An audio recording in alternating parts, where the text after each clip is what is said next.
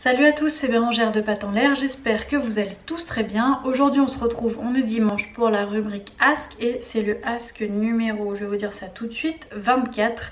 Et on va répondre aujourd'hui à la question de Camille qui est: bonjour, j'ai une chienne croisée labrador de 5 ans qui a tendance à être agressive avec certains chiens, surtout des femelles mais pas tous. Ça peut poser problème en promenade, surtout quand je la laisse détacher.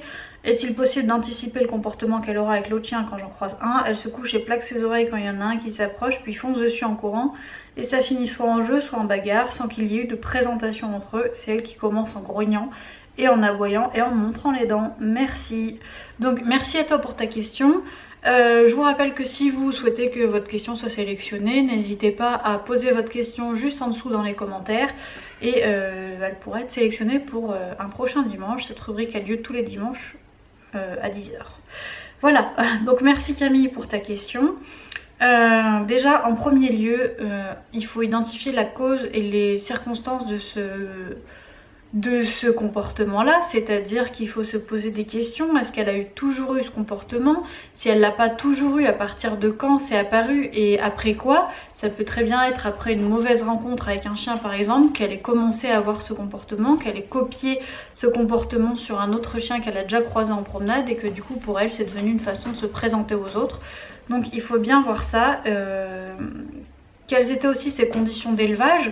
Parce que là tu dis qu'elle a 5 ans, mais si elle l'a toujours fait, est-ce que ça viendrait pas de sa petite enfance, dans le sens où elle n'a pas été assez longtemps avec sa maman et avec sa fratrie pour pouvoir apprendre les codes de communication canine?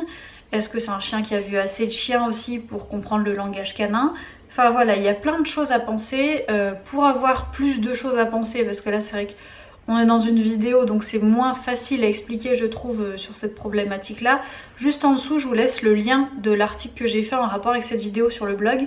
Donc vous pourrez directement retrouver un peu plus de conseils qu'ici et directement les appliquer à la maison, notamment une liste de questions à se poser pour commencer à faire un point sur la cause possible et les circonstances de ce comportement là. Notamment tu dis les femelles mais pas toutes. Donc essaye aussi d'identifier si des fois c'est la taille du chien qui va déterminer si ton chien attaque ou pas. Après il faut faire attention parce que là on parle d'un chien qui attaque, mais pour les éducateurs canins et les propriétaires de chiens, un chien qui attaque n'est pas du tout la même chose. Pour moi un chien qui attaque c'est un chien qui va vraiment jusqu'à la morsure. Pour les personnes un peu plus lambda, un peu plus amateurs dans le monde de l'éducation canine, Bounty qui réagit de frustration en laisse parce qu'elle veut voir les copains, et qu'elle peut pas y aller comme elle veut, du coup elle frustre, elle aboie, et là déjà pour certaines personnes ça peut déjà être une forme d'attaque. Donc c'est avoir aussi le sens du mot attaque que tu mets derrière. Mais si c'est un chien vraiment qui va jusqu'à la morsure et tout ça, vraiment faire attention à ces conditions d'élevage du coup d'il y a 5 ans, à quand ce comportement est apparu et sur quel type de chien précisément, voir s'il n'y aurait pas eu un blocage avec un type de chien en particulier. En tout cas mes impressions, on dirait un chien qui n'arrive pas à gérer les interactions, parce que généralement on dit que les chiens qui se couchent quand ils voient arriver un congénère, c'est qu'ils sont super polis et d'un coup elle se jette dessus. Donc à mon avis il y a un trop plein d'émotions qu'elle ne sait pas gérer. Il manque peut-être un chouille de communication canine pour que l'interaction se passe au mieux. Mais ça me fait vraiment penser à un chien qui ne sait pas gérer ses émotions, peut-être qu'il ne voit pas assez de chiens. Ça ce sera à toi de nous le dire et dans les commentaires juste en dessous. Et qui du coup se décharge comme ça en étant un peu mal poli en parlant canin. Et du coup bah, les autres évidemment, soit ça part parce que les autres bon bah ils laissent passer le truc, ils sont tolérants, soit ça part en bagarre parce que le chien d'en face se sent agressé et du coup ça part. Donc sache aussi que même si elle a 5 ans, la rééducation est tout à fait possible et qu'il n'y a aucun âge limite dans l'éducation d'un chien. C'est vraiment une idée reçue qui dit que oula, au-delà de la période de croissance, après c'est impossible d'éduquer un chien. Ça c'est totalement une idée, un préjugé sur l'éducation canine et qui n'a vraiment pas lieu d'être. Tout est possible. Évidemment en 5 ans elle a eu le temps de prendre des réflexes, elle a eu le temps de se conforter dans ce comportement là, parce que si elle n'est pas à l'aise et qu'elle se met à attaquer les autres chiens, elle se dit ok je suis pas à l'aise et quand j'attaque je fais fuir l'autre, donc j'ai ce que je veux finalement, je retrouve ma bulle de confort. Donc ton chien a pu se renforcer comme ça tout seul en se disant si j'attaque l'autre je retrouve ma tranquillité, donc j'attaque pour retrouver ma tranquillité et pouvoir gérer mes émotions. Donc évidemment en 5 ans elle a eu le temps de renforcer ça et c'est ça qui va être dur de défaire dans son cerveau, mais dur même pas, enfin là je parle d'une généralité, en général ça peut être plus long, mais il y a des chiens, souvent on voit un déclic qui se fait et il y a des chiens chez qui ça va quand même relativement vite quoi. Il y a des chiens qui font des progrès énormes en peu de temps, notamment dernièrement on a vu un chien loup tchèque qui était réactif sur l'humain et en très peu de séances, ou encore même un chihuahua qui pouvait réagir sur les autres chiens, et enfin en très très peu de séances il y a des déclics qui se font dans l'esprit des chiens où ils se disent ok bah en fait faut mettre une autre motivation en face que le chien a attaqué. Et ça je l'explique plus dans l'article de blog où je vous mets vraiment comment faire en détail par écrit le travail à faire.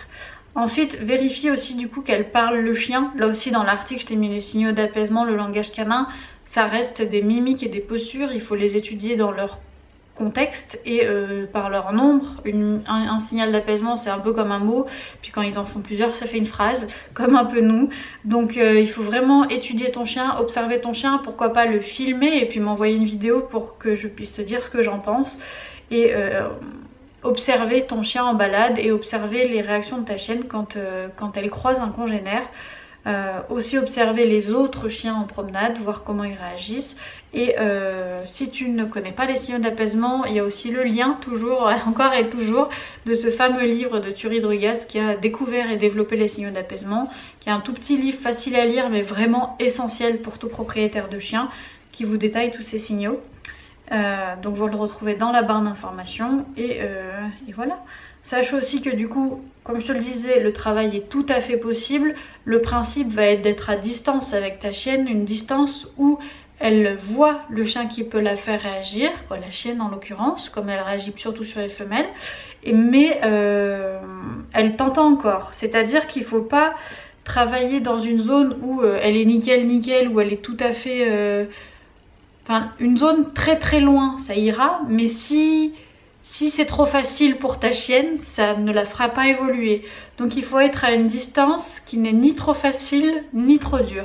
Quand c'est trop dur, c'est là où ta chienne a envie de partir sur l'autre chien, elle ne t'entend plus, elle ne te capte plus, donc là c'est même pas la peine.